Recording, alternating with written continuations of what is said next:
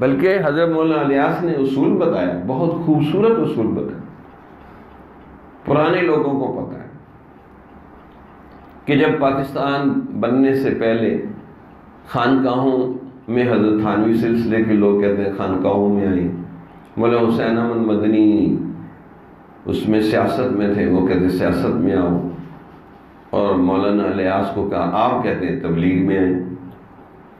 تو ہم مر جائیں ہم کدھر جائیں، ایک ہی وقت میں ہم تینوں طرف کیسے جائیں؟ تو حضرت نے بہت خوبصورت جواب دیا مولانا الیاس رحمۃ اللہ علیہ نے، فرمایا دیکھو جیسا آپ کا مزاج ہے نا ویسا کام کرو،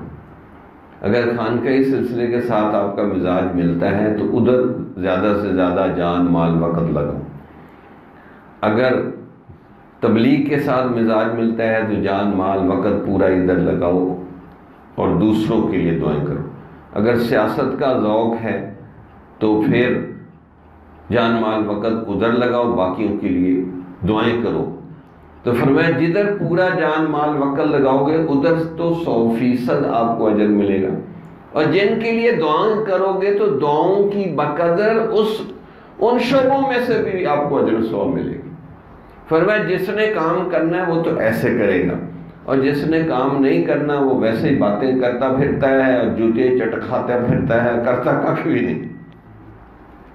تو فرمایا جدھر مزاج ملتا ہے ادھر 100% جان مال وقت لگاؤ، اور باقیوں کے لیے دعا کرو کہ یا اللہ باقی شعبوں میں بھی سب کو اخلاص سے کام کرنے کی توفیق عطا فرما، مسجدیں ہیں، مدرسے ہیں اور بہت سے شعبے،